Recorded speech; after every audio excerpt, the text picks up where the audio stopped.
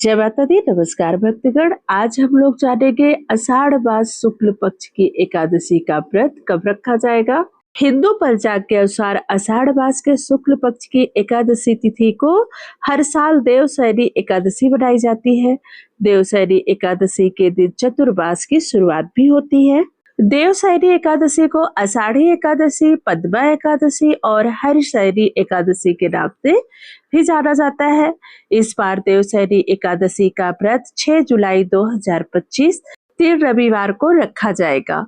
देवशयनी एकादशी के दिन चतुर्मास की भी शुरुआत होती है और हिंदू धर्म में चतुर्मास के 4 महीने बहुत ही शुभ माने जाते हैं।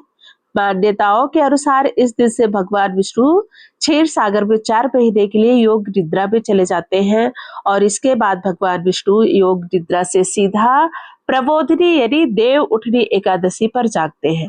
साथ ही इस दिन से सभी मांगलिक और शुभ कार्य बंद हो जाते हैं और वह जाके प्रबोधिनी एकादशी पर शुरू होते हैं। देवशयनी एकादशी वैष्णव और भगवान विष्णु के भक्तों के लिए बहुत धार्मिक महत्व रखती है। यह प्रसिद्ध जगन्नाथ यात्रा के बाद बनाई जाती है और चतुर्मास की शुरुआत होती है। चतुर्मास आध्यात्मिक चिंतन, भक्ति और ध्यान लगाने का शुभ समय माना जाता है। इस दिन सभी भक्त एकादशी व्रत रखते हैं, भगवान विष्णु की पूजा करते हैं और विष्णु सहस्त्र नाम का भी पाठ करते हैं।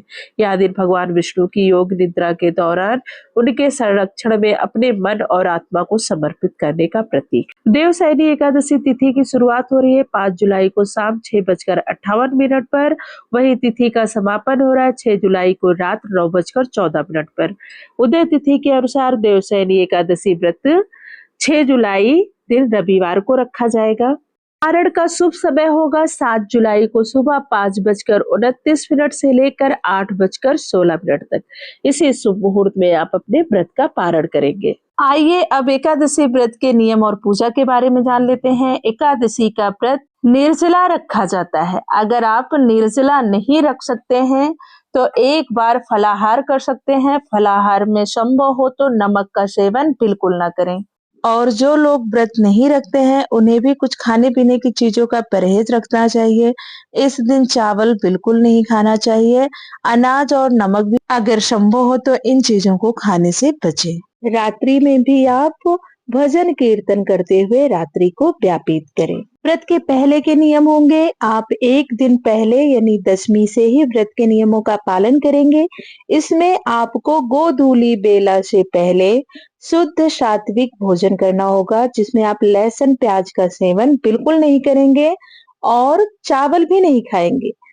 चावल आप एकादशी के दिन भी नहीं खाएंगे, लेकिन इस दिन अगर संभव हो तो आप चावल ना खाएं, शुद्ध सात्विक भोजन करें। उसके बाद दूसरे दिन यानी एकादशी के दिन आप ब्रह्म मुहूर्त में उठकर स्नान आदि करके भगवान विष्णु के सामने शुद्ध देशी घी का दीपक जलाकर आप अपने व्रत का संकल्प लेंगे। उसके बाद एक लकड़ी की चौकी पर पीला कपड़ा बिछाकर भगवान श्री हरि विष्णु संग माता लक्ष्मी की प्रतिमा स्थापित करेंगे। उसके बाद प्रभु को गंगा जल मिश्रित जल से स्नान कराएं।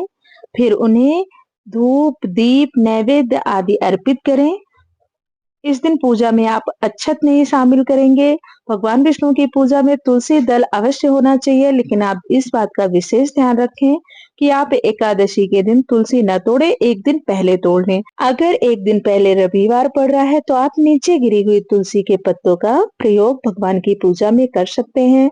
आप भगवान को तुलसी दल चढ़ाएं, उनके चरणामृत में तुलसी दल को अवश्य शामिल करें। इसके बाद आप विधिवत भगवान की पूजा करें। पूजा के बाद आप विष्णु सहस्त्रनामा, विष्णु चालीसा का पाठ करें, व्रत कथा का श्रवण करें। उसके बाद भगवान विष्णु, माता लक्ष्मी की आरती करें। आरती के बाद चढ़ाए गए प्रसाद को सब में वितरण करके स्वयं भी ग्रहण करें। उसके बाद आप रात्रि में रात्रि जागरण करते हुए भजन कीर्तन करके समय को व्यापित करें। सुबह जल्दी उठकर स्नान आदि करके भगवान विष्णु का पूजन करें। उसके बाद शुभ मुहूर्त को देखकर अपने व्रत का पारण करें। पारण का शुभ समय मैंने आपको बता दिया है, आइए एक बार फिर से बता देती हूँ। 7 जुलाई को सुबह 5:29 से लेकर 8:16 तक इसी शुभ मुहूर्त में आप व्रत का पारण करेंगे। आइए अब पारण विधि जान लेते हैं। एकादशी के दूसरे दिन यानी द्वादशी के दिन उठें, स्नान आदि करके भगवान विष्णु का पूजन करें, सूर्य देव को जल अर्पित करें।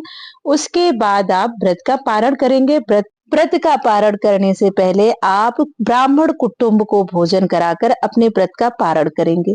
इस बात का विशेष ध्यान दें कि आप ब्राह्मण को जो भोजन करवा रहे हो वह शुद्ध और सात्विक होना चाहिए, मतलब उसमें लहसुन प्याज का बिल्कुल प्रयोग न हो। उसके बाद आप भी भोजन ग्रहण करें, लेकिन व्रत का पारण आप तुलसी के पत्ते और भगवान को चढ़ाए हुए फल मिठाई से कर ले। उसके बाद आप कुटुंब सहित भोजन ग्रहण करें।